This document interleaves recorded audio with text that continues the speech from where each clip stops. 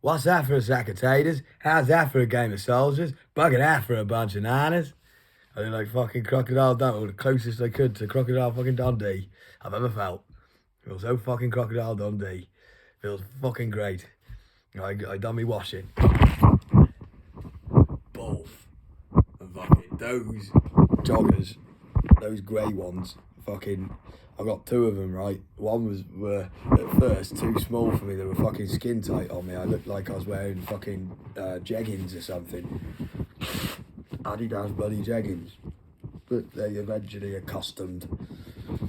But they still, literally, courtesy of the police station and M&M, we've got fucking a matching jumper and a matching fucking set of joggers each.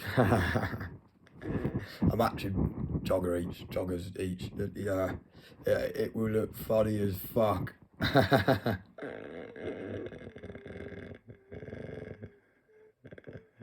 We look like a couple of reprobates together.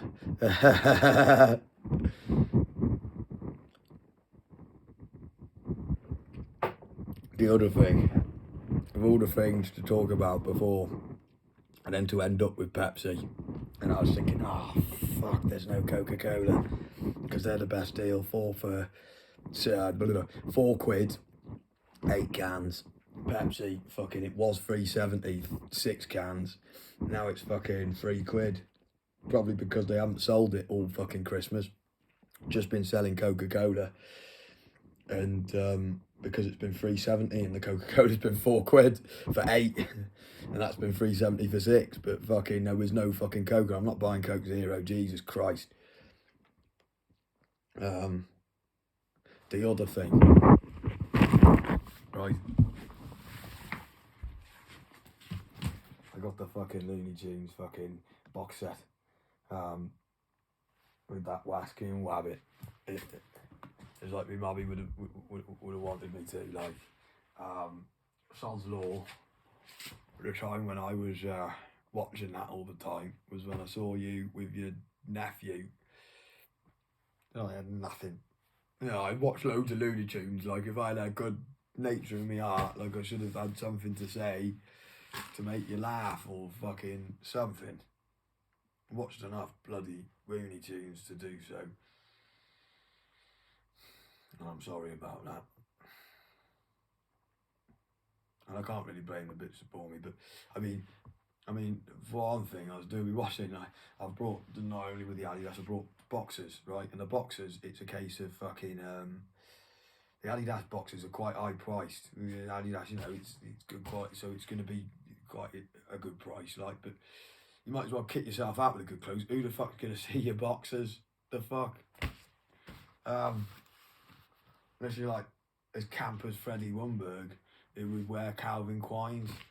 You know what I mean? I've been there.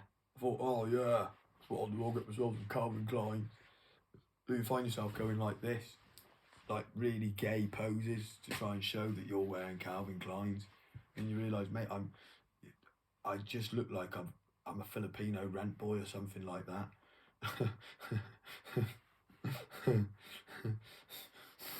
It was not a good time in my life, put it that way.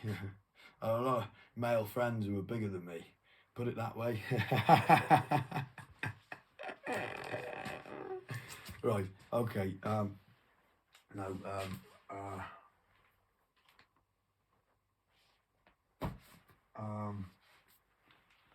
there's more.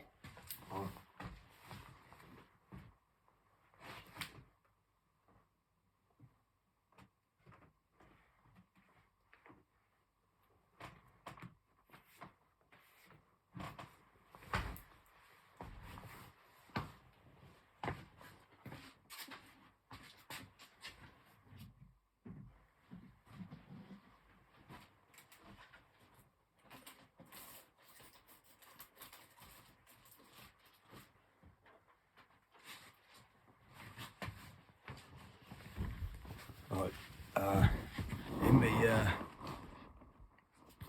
as a result of me being such an arsehole, I had a lot of time to think.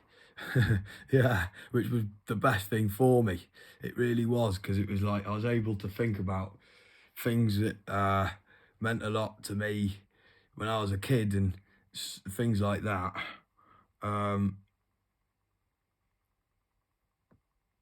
Where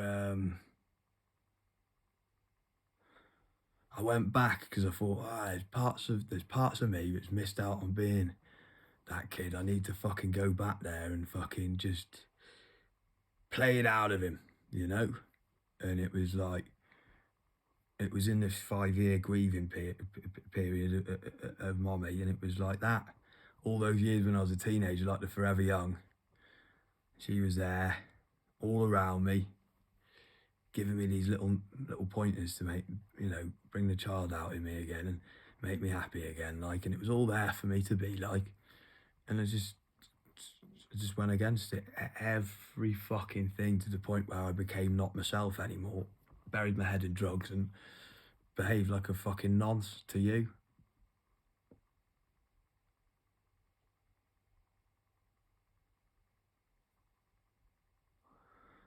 So I did. I like with the PlayStation 1 and things like that, and the PS2, and I was able to remember those games. That was like fucking. It was like I took a mental photograph. I literally went of your of my mummy saying, she fucking loves these, and it was like. And I'm hoping that I did take a mental photograph and the right fucking ones. There was one, I felt like this was a test of faith. There was one going for quite a bit of a price, the PS1 one. I thought, right, I'll go for it. Fuck it, I don't care. I'll do it. And literally within the hour, another one came up, and it was like 99p. It was like fucking brilliant. That's brilliant. It was almost like because I was prepared to pay that much for it, they were like, oh, mate, yeah, okay, this guy's fucking committed. Here you go. Look, really, we had one not for 99p. It was brilliant. I still would have got that one anyway. If they didn't have one for 99, I wouldn't have cared. Fucking it. That's how much it mattered. But there was other things. Was I remember Adam and Dan going on about the X-Men. And I say no, and I talk about all the wrong ones. And I'd be like, no, is it this one? And they'd be like, no, you haven't seen it. And I'd get all frustrated, all red-faced. And I hadn't seen it. Like, took me till I was about 20 odd that I was like, fucking, that memory sprang back to me. And I thought, fuck. It was from the Spider-Man. So what did I do? I fucking thought, I spent all last year getting desperate. I know I shouldn't have done this, but I tried to get Adam back this present. I was just going to leave it. But the thing is, you know me, I probably wouldn't have left it. I probably would have fucking ended up talking too much and fucking just caused more embarrassing, awkward situations for everybody. So it was for the better. I got on the Spider-Man fucking Ultimate Collection because, like, you can't fucking get these anymore on video. Well, you can get them on video, but they don't do video much anymore. You can only get them really on DVD, which is your best sort of thing. That it's that's its best quality basically on DVD. So they've ended up going for like fucking hundreds. I managed to get this one for like 100 quid, something like that, and that was a bargain compared to the others. Like the others were like 300 quid. Like 100 quid, it was like, this is the last of them going for 100 quid. I better snap it up. And I'm glad to, because like, not only you think about it, it's like we got this now. It's like as a team we got this, both box sets. We can swap them between fucking families, and it's like fucking won't even just be for us. We probably won't even watch them. But the thing is, tell you the truth, I started watching the X-Men. I fucking well enjoyed it.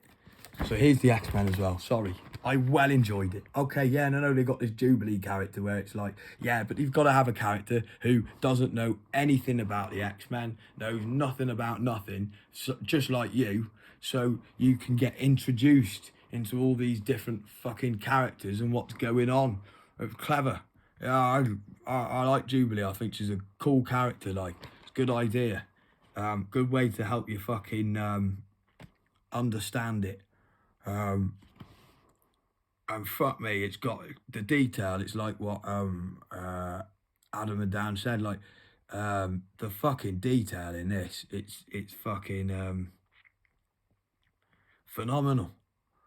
Right, takes you like, boom, and they don't just forget, like, every series, it's like, oh, they're building you into something.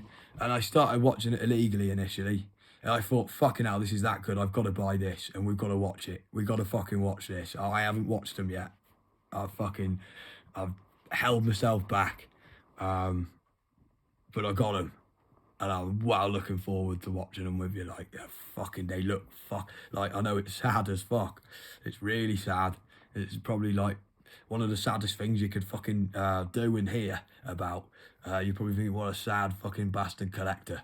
He's going to end up with fucking all sorts of fucking odd collections, isn't he? I literally could not help myself. I was buzzing on both of them. And I got that one cheaper. I think I got that for like 100 quid too. 120 or something quid. But fucking, that was like the last, really was the last one going for 100 quid. You might get another one, Spider-Man going, but that one, it was like all the others were like 300 quid. It was that kind of fucking like sought after. So I was fucking buzzing to get it. Literally, mate. I fucking absolutely. And that's why I started getting really obsessive, started fucking harassing you, and ended up harassing Jenny Hankey. Sorry. I fucking well wanted to give you these deeds.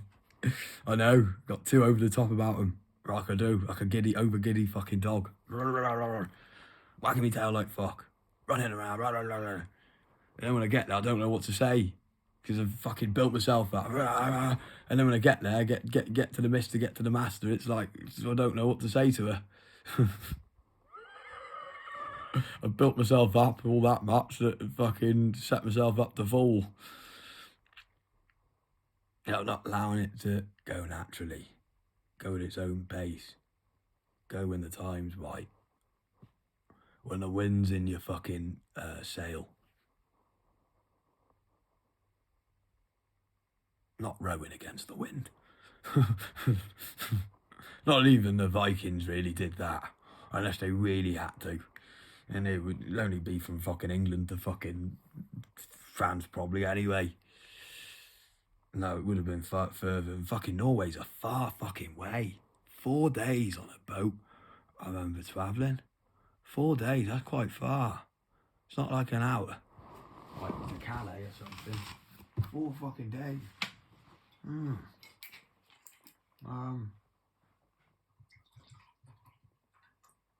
Right, the other one.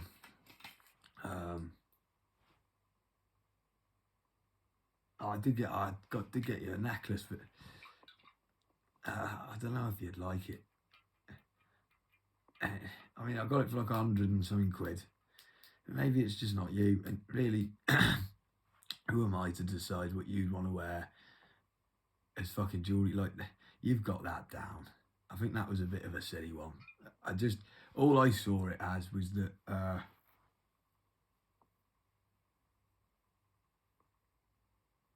a nice, I'll try and find it. I'll tell you what, I'll try and find it. Because I got depressed about it. Naturally, I would do. I took it out on the necklace. Started wearing it myself, so you probably wouldn't want to wear it because I've fucking worn it myself. This ugly bastard. I mean, look at me. It's like a fucking... I'm the right cunt.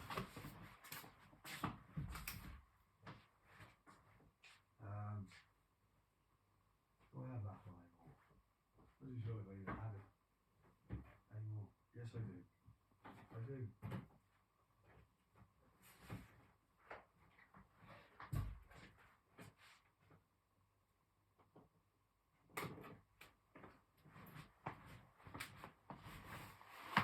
Right.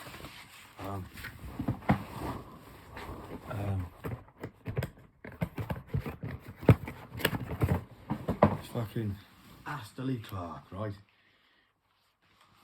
I don't know why, but I thought, wears these white pretty things. I don't know why.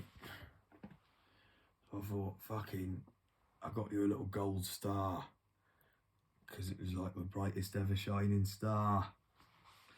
That's where it came. So I got fucking obsessive about getting you this star. I really did, but it is actually quite a pretty little star. Cost me about 100 and something quid, but really, you'd want the best star in the world, like, do you know what I mean? So it's not really good enough. It isn't.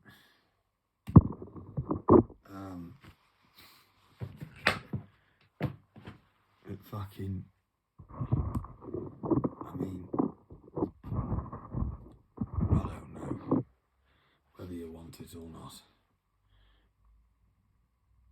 but it's here for you anyway. When the winds come my way,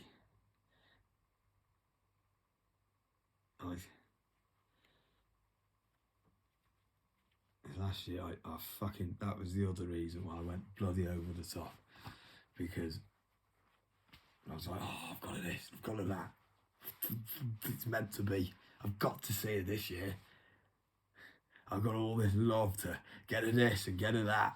And I was just getting possessively obsessive, oh, buy all these possessions so I can be obsessed for another year. Yeah, it was like, oh dear. The other one, I saved the best till last, is, I like to say this will see you through the fucking years. Admittedly, I have to say, I brought it from my mummy. My mummy, who's now formed back with mummy and you. The spirit is bonded with you two. And God herself. All that same spirit. But I thought, well, she needs something fucking stylish to wear as she goes out. You know what I mean? I want her to look fucking great. I thought I'll get her a nice fucking scarf to wrap round her neck because it was winter time. I knew it'd be winter. That's all I knew. I thought it was last year. That's why I had a breakdown when it happened. I thought the least I could do is get her a nice fucking scarf to go out in style with. And I couldn't find her. And when I did see her, it drug me up that much. It made me feel that bad for talking to her. For just fucking being that obsessed about her. It made me feel horrible for it. And I couldn't help but feel like that fucking, I can't remember her name, but the one who ran the fucking institution, and Alison Blowfield. This girl, she looked like a girl. She was about your age. And fucking, she ran the fucking place. I had to be told by that for Sean later on. Speaking to her like, I speak to any staff member really, anybody. And then it was like, what, she fucking runs half the sector? Jesus, what? I can't remember her name. Doesn't really matter, but I felt like as soon as I opened my heart out to her about my mummy, she took it like as if like, because she'd never experienced somebody loving her like that, she took it that badly. And I know that now, and I knew that then, but then they started wogging me up, and they started making me feel like, no, I was the one in the wrong, and all my views were wrong, and they took me off my medication, the right medication, put me on all these dodgy medications, which gave me a fucking bad rash. I don't know if you can see it. I think it's beginning to go away a bit more now, but it was fucked, war, it fucked. Big fucking bad rash, and it only got worse. I mean, I had one going back in the day from fucking sniffing too much MCAT. So chemicals had always affected me in that way, but and not being clean enough. But fucking Jesus, this wasn't even out of being unclean. I was having a shower like not even every day, almost every fucking 5 hours.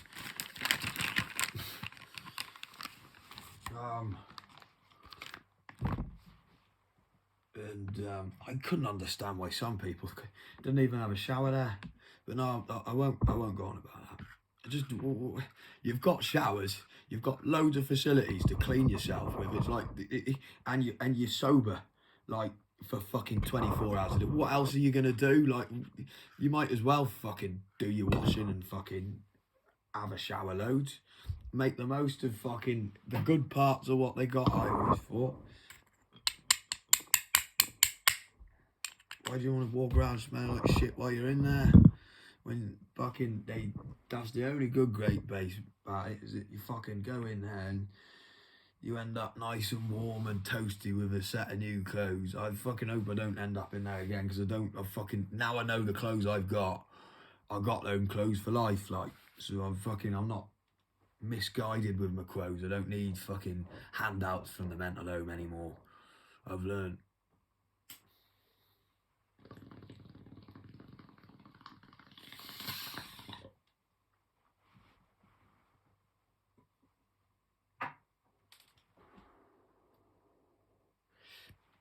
I've got a scarf. And I got a name L. And, well, you know what I mean?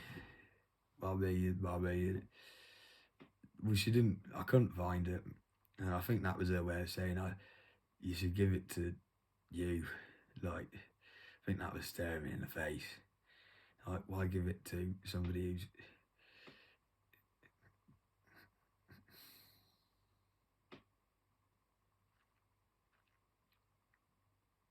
But, I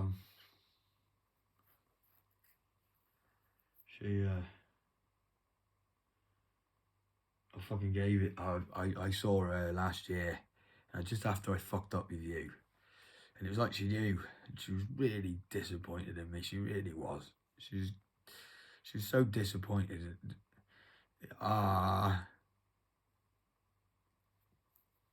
Made me cry, like. Made me cry. She was that disappointed in me, like. Bawled me fucking eyes out. When the penny dropped. I couldn't even look her in the eyes. She was in this lovely blue Beamer. And I just went down on the ground. When I looked over, it was too late. She was driving past and she looked really upset with me.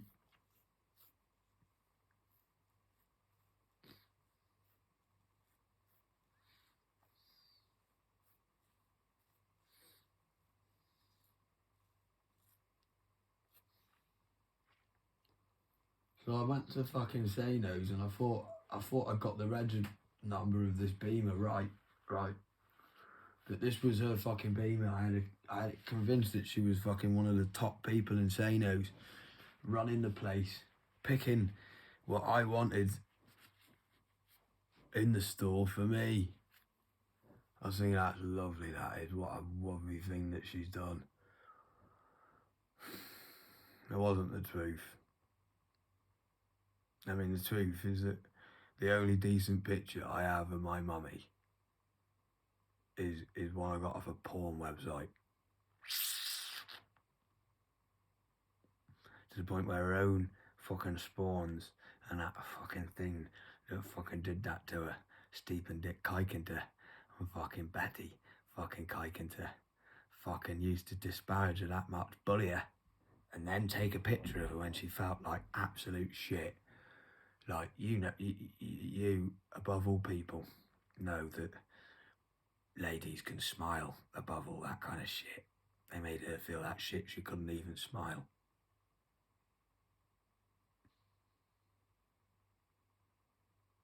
It was horrible to see.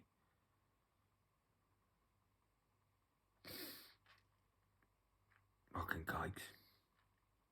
I won't shout again at how much I hate them kikes, because I've been there and I've done that, and I'll just fucking rip the cords of my voice again. So right, I'm fucking hoping I got a picture of my mummy I drew. So I sent it, right? So fucking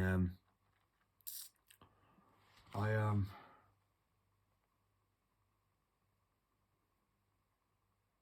was convinced that fucking she was a manageress at the Say No's, and that's why she kept parking a Beamer there so I could leave her this present at this spot, which I always knew.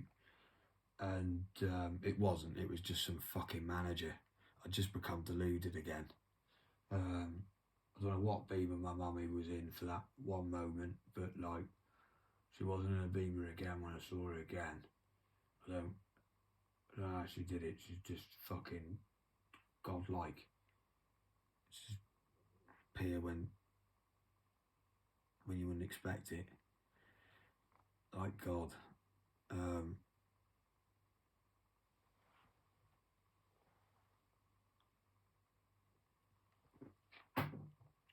So what I did is I put myself in the isolation room. And of all the rooms, it was room 5. My favourite fucking number. So it was like brilliant. And it was because fucking some bastard called Lee Guest. He was this big fucking he was like Anthony if Anthony was a cunt. A kike. Right, and Anthony was a fucking legend. Anthony was a top man. And if he'd have known Anthony and said, I know Anthony, he's a fucking top man, I would have had just about enough respect to get along with him. You don't know, I only know Tony Acox. And it was like, you fucking don't even know Anthony Acox, do you? You don't even know Anthony? I'll fucking make sure you fucking know Anthony, you fucking little cunt. And he kept fucking robbing this guy's vape. To the point where this lad had that low self-esteem, he asked me to stab him. I was like, oh man, I don't want to stab you, I think you're a good guy. Like, why would you want me to stab you? He wanted me to stab him. He was that fucking low in self-esteem. He thought that I had enough look in the eye that I was capable enough to stab him. I think that could have been after I fucking did this for him. But when he realised that I just wanted to be his friend, it gave him the confidence. I saw him, I'd like to say, I see him fucking come on leaps and bounds. And it was a couple of things I'll tell you.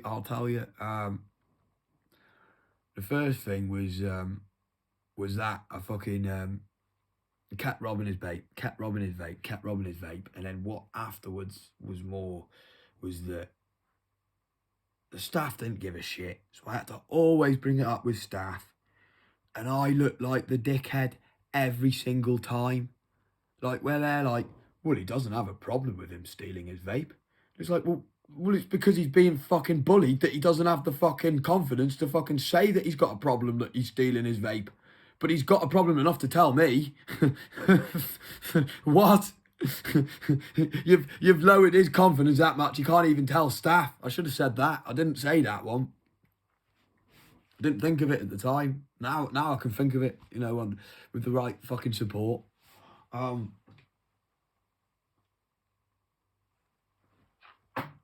then he'd just act like the big fucking boss man of the fucking ward. And it was around this time where it was like COVID. This was the last time I've been in. And it was like COVID. And because of COVID, it was over Steep and Dick Kikington. It was over that fucking little kike. I'm sure Adam was one of the policemen. I'm sure he was. I was convinced. I'm still convinced to this day that he was one of the policemen. He gave me a look as if to say, oh, fucking yeah, you fucking legend. You little cunt, but you fucking legend. Like I made him laugh. And then nobody that gave me a good look like that, and I haven't seen somebody have a fucking strength of a look like that since Adam, that it was like fucking legend. And he kept testing me with his 5p. He was the only one who had the decency to fucking be a bit more humane to me and treat me like a human. And at the time, I didn't recognise it was him. But it was just like the penny started dropping after I saw him do eye me, like, I swear. But that just added to my mentalness. and it might not have been him, but I am convinced to this day, sitting here now, I'm still convinced.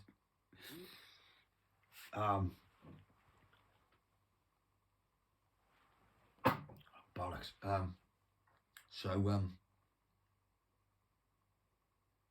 He was a fucking good. He was the only policeman who actually did his job properly. The only one who actually knew what he was doing, who had a head on his shoulders, made me look humane and fucking talked to me like a human being. The rest of them got that jealous of the fact that he fucking did such a good job that they were like, oh, right, let him.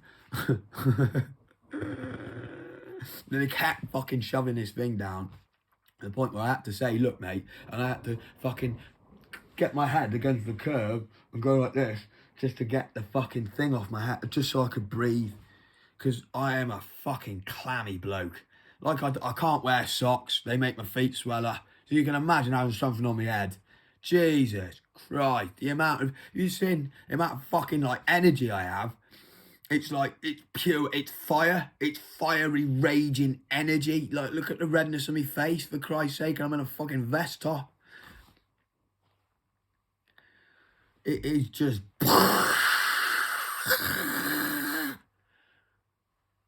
that it's like, you put something on me, you're literally going to suffocate me within seconds unless I can get that off. And I will do everything in my fucking power to get that off. And they hate the fact that I can fucking put the thingies. I'm quite fucking light. I'm fucking stick light. So I can go like this, but get the fucking thingies back round here. So as soon as they open the fucking van, you're already like this, like, oh, all right. And you're a lot more comfortable then. You've got a lot more control of yourself. You can go with the fucking corners and you fucking feel like you're just chilling in the car. You feel like you're just chilling in Tone's fucking car. You know what I mean? Doesn't feel too dissimilar. Both and just put yourself and put your legs in sturdy, like, keep yourself steady Eddie with him. Definitely. Pardon me. So so he was eating his meal and he ate a fucking lot of food. He did, Lee Guest. To the point where I found out this later, that same lad who he stole his vape off, when I came out of isolation after 6 days, was like, oh, here you go. And he started giving me his rations of what he used to give Lee Guest. And I was like, mate, have it for yourself, man. It's your food. You obviously want it. Fucking hell. He was buzzing. Felt great. Kevin, he was cool. He was a really good lad. I did like Kevin. He was a bit like a pig. He just reminded me of a pig, like Van Morrison, fucking, admittedly Winston Churchill, but he was the worst of the pigs. He was a fucking kite pig. But fucking Van Morrison and fucking that kind of pig. You know, yeah, they were a pig. You know, they overindulged. Probably in everything. I'm not too dissimilar. That's why I get along well with pigs, is that I'm not too far dissimilar myself.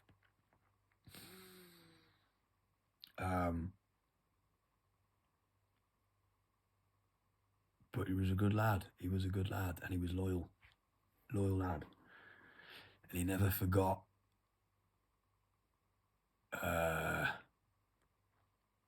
what I did for him. He never forgot what I did for him. You could see. And I like that. I take that with the great.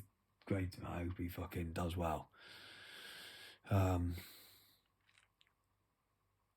But fucking, so Lee Guest, he's eating his banquet and acting like the boss man.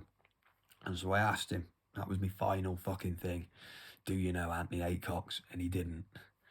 So it was like, in my mind, I got my mummy to bully me. I was like, just fucking tell me what I don't want to hear. And she did. And it was like, oh, right, fuck it. And I just fucking as soon as he was out on the corridor, and he even, it's like, it's all body language and stance, and he even just gave this kind of stance as if to say, yeah, I'm the fucking king of this place. What are you going to do? Because you're not a threat to me. Turned round. So I fucking stormed up the corridor, turned him round and went, hey, Lee! Bang, bang, bang, bang, bang, bang, bang. Mummy said, knock you out! I'm going to knock you out! And the thing was, like, I was really light at the time as well. I probably still am now. So, like, I didn't even take much picking up. It only took 2 blokes to lift me up, and I literally lifted up like that, and fucking off I went. This guy was double my size, to the point where the staff members were surprised that I'd pick on him. They thought I was going to prey on somebody weaker than me. Of course they were. Of course they were. So they were surprised that I picked on, like, the fucking bully of the fucking ward. But no COVID, that was what I was meant to say. The reason why they had all these dickheads in was because it was COVID. So you had a lot of people who should have got done for petty crime where they just couldn't be asked because of the COVID. That fucking, they just banged them in here. You ended up with a couple of lads after Lee Guest went, because I had to wait till Lee Guest went until I was allowed back off isolation, which was difficult times because I couldn't smoke cigarettes. I didn't have a vaporizer. I had these tiny little vape pen things. They didn't cut the cheese. They ran out very, very quickly. Got back into reading, tell you the truth. Fucking read Bernard Cornwell, or Well. I think that's from playing too much Red Dead Redemption 2. Well, no, Bernard Cornwell. And I tell you what, I couldn't help but think I was struggling to shit, right? I couldn't help but think that's like a fucking gift from the gods, having a name of a book like that. Bernard Cornwell. You know what I mean? What did I do? I made sure I ate fucking loads of corn. I just thought, right, don't eat their meats, because their meats was shite.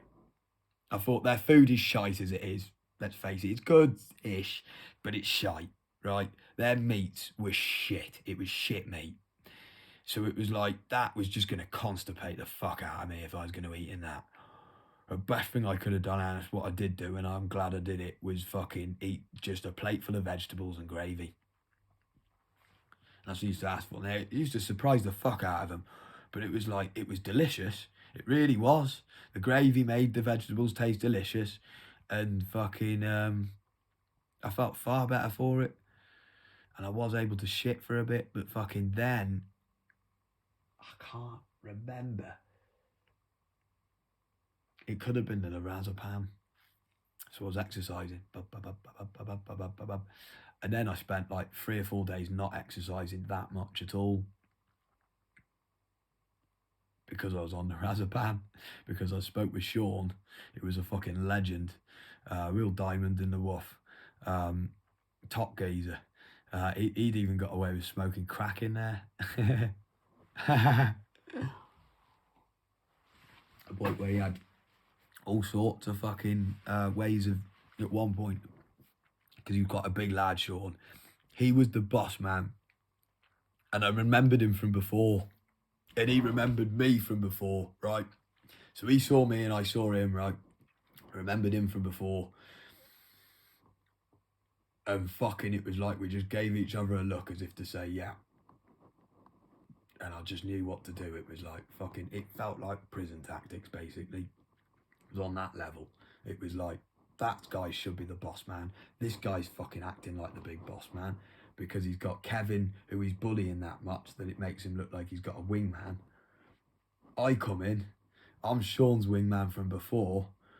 All I got to do is fucking batter him for him, and both we've got a nice time in the ward again. And we did. We fucking did. And he respected me for that. He was the first guy to give me a fag, like. Of course. Because he thought he was a dickhead from the get-go. He was straight away, he was like, he was a fucking dickhead. He was pleased with me to do that. It was like a fucking knowing before I'd even done it. It was fucking great, that was. And when Sean was there, we had a fucking laugh. It was brilliant. We, like, on a level where Jodie would explain in prison, where you got no drugs, you got nothing, and fucking you're literally just talking old stories and pissing yourself that much that it's hurting your stomach, sort of laughing. those kinds of fucking laughs. It was great with Kevin and Sean. Fucking brilliant. I'll have to tell you some of the stories. Yeah. But I'll go on too much. I mean, it's gone on for 40 minutes.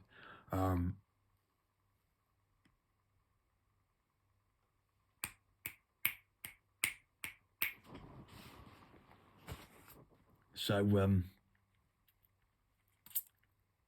ended up in room five, and fucking it just allowed me in that time to, instead of becoming really, really over the top, because we had no cigarettes to fucking just calm my nerves, to the point where Karen used to fucking come past with a Super King. I swear she did that on purpose.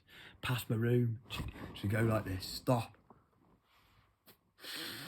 light a big fat Super King right outside my room, and then if you had the window open, even a bit of fucking the caged window, fucking a bit of smoke, and you're just like, are you trying to torture me, you fucking bitch? That's another story. And fucking, she picked on some fucking Dom Sewell. It was just a guy, and I fucking, she came back in, and she said, look, I found him smoking this. And it was like, Karen, you fucking smoke yourself, you fucking bitch. How can you fucking say that when you do it yourself? You've put me off my dinner, you fucking bitch. And I literally picked up my dinner. She didn't, because she did it at dinner time. She picked on it when everybody else was eating. So we're all passive because we're eating our dinner. So I just fucking stood up, picked up the fucking dinner, put it in the fucking bin, scraped it all in the bin. I'm so sorry, Robin, but fucking she's just ruined my meal. Well pissed off. And every time Karen was fucking serving food, I wouldn't have food from her. I just wouldn't have meal that day. It's well bothered her. And in the end, we came eye to eye, and I did get along with her, and she was all right to a degree.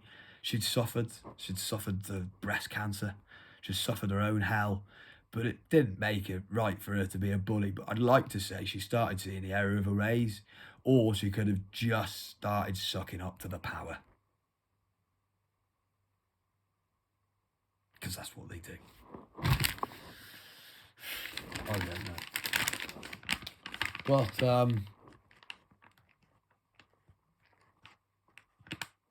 I was in room 5, and it allowed me to be creative then.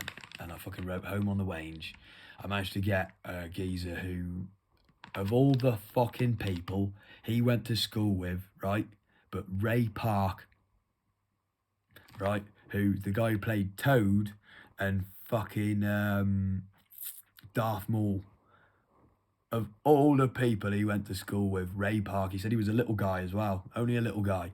Little guy just loved his martial arts. Just really was passionate from the get-go. Ray Park apparently was just into it. And he wasn't popular, didn't have many, and apparently he said the only moment he saw, it could have been one of his friends. It wasn't him, but it was one of his friends, or somebody fucking said something to him, and he literally just fucking did some karate move and drop kicked him, and that was it, dealt with. Apparently he was a right little badass. Legend. What a fucking, what of all the people, it takes us all straight back, doesn't it? Do you know what I mean? To fucking the days of Darth Maul and fucking Toad from X-Men 1. Bloody hell. Of all the bloody people. That was great, that was. And he tried to teach me Stairway to Heaven, but then you realise, well, fucking, it's too complicated for one thing, and Jimmy Page is a fucking nonce, so it's like, fuck it, I'm not going to learn that. I didn't say, oh yeah, I think Jimmy Page is a nonce, that I'm not going to learn that. I just said it was too complicated for me, I've got to keep it simple. But I fucking wrote Home on the Wange on the wall, and I did it every verse in a different coloured pen, because somebody gave me different coloured pens, and I thought I might as well make use of them, so I'll make this look really nice, because I thought, if somebody else is in isolation again here, it'd be nice that they could come into this room and they've got that on the wall, that somebody else has been there themselves, and they did that, and it's for everybody. Home on the Wange, my mummy's favourite song, and I put the year of a, till this, but unfortunately died, so fucking I put till 2020, but 2021 really. Got that one. You can't win them all. They'd probably scrubbed it off by now. They weren't happy with me putting it on the wall. I thought it was a piece of creative genius, to the point where I wouldn't let anybody else in that room until I was going to leave, which really pissed them off because it was the isolation room. So you can imagine there was a couple of lads, especially with the fact that I just said there had a lot of petty criminals in.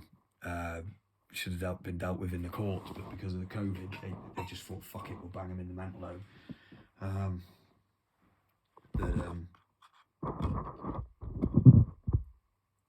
They were very disappointed with me not giving up room 5. But it was room fucking 5. They put me in it for one thing.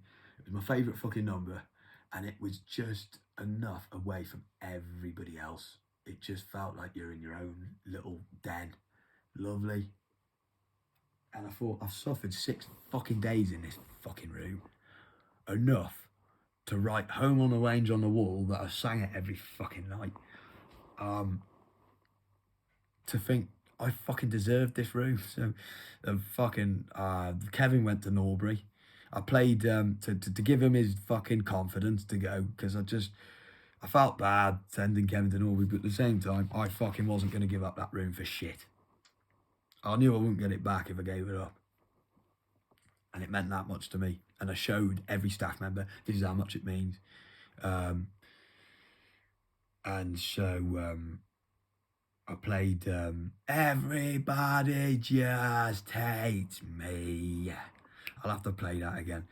Someone always, no one ever did like me.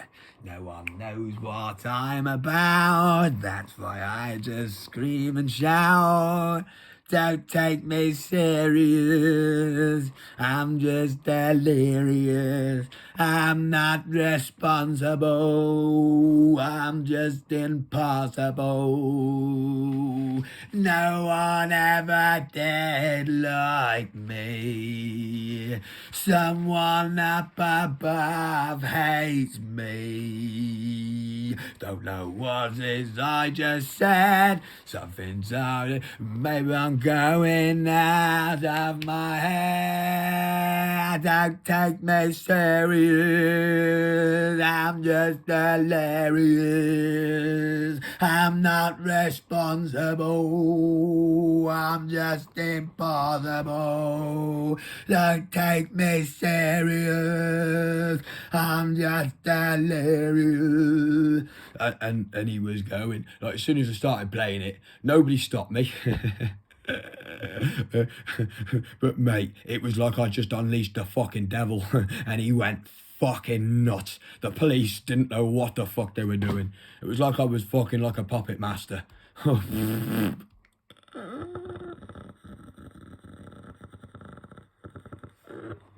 literally just explained to him that was the point of the leader. You knew that he was just as capable to do what you were doing anyway, but you had to do it because he had to be the one to fucking give you the courage to do so. And it was like I prepped him up ready.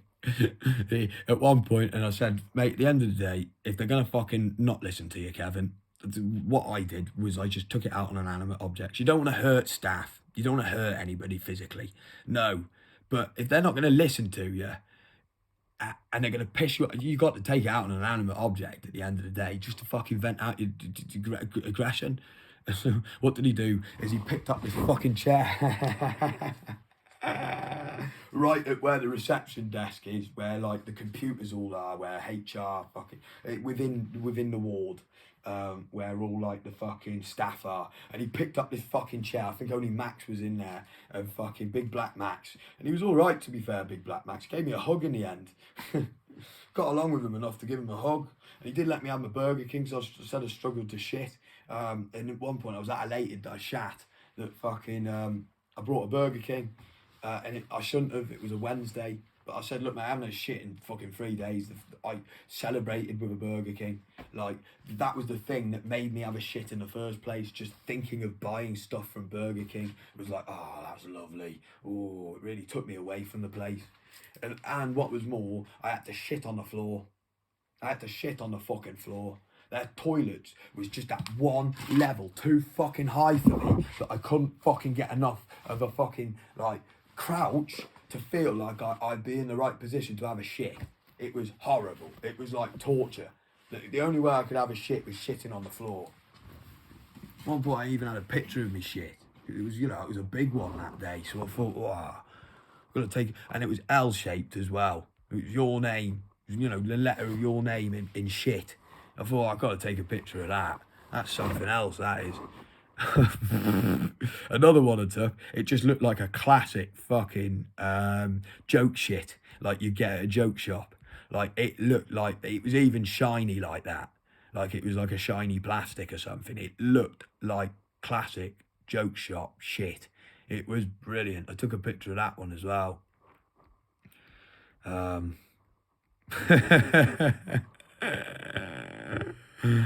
know. So right, and then what was all? This is the best picture I've ever drawn. Admittedly, I did. I didn't. I did. You know, I crayoned the dress, and then I could. Did I go over it in pen, or did I can't remember. Or did I just have a vision that I crayon one part of the dress and have the rest in pen? It kind of backfired. It don't look as good as I wanted it to, but it's the best picture I've ever drawn of my mummy. 1 second. Oh, I didn't realise how unknowing I was last year. Okay, well, I was dumb enough to call her mummy instead of mommy. You know, like the spawns of it. No, it's mommy, so I apologise for that, but it's the best picture I ever drew. There. I tried my hardest to draw the finest face I could, and you can see one eye's bigger than the other, and fucking everything's really disproportionate, but fucking that's, you know, that was me trying to draw a pretty face. It was never going to be that good, was it? Right. So here it is. Wrong one. Wrong thing. Wrong thing.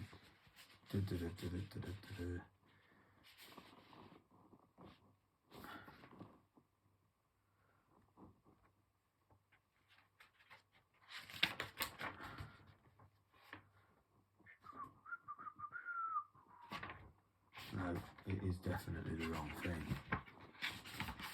Come on, you idiot. Yeah. Yeah. Here's the message. Courtesy of Burberry. They put your own personal message in. Right, look at that. Right, it says, to the best waydy ever, a mummy, a fairy and a princess all at the same time. Yeah.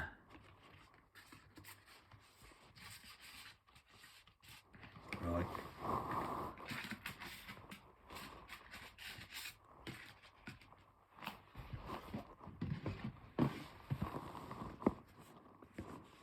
I don't want to open it, basically.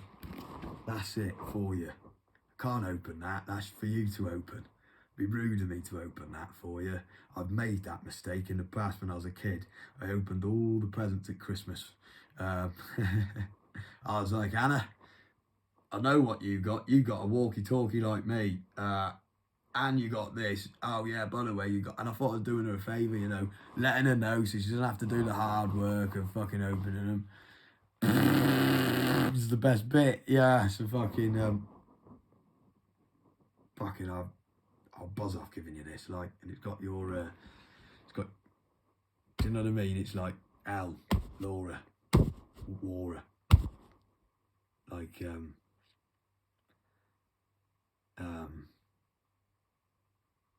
I know I could have got LC, Laura Carr, but do you want to be remembered as Elsie? It'll just make people go, oh yeah, it's Elsie. Before L, it's fucking Laura.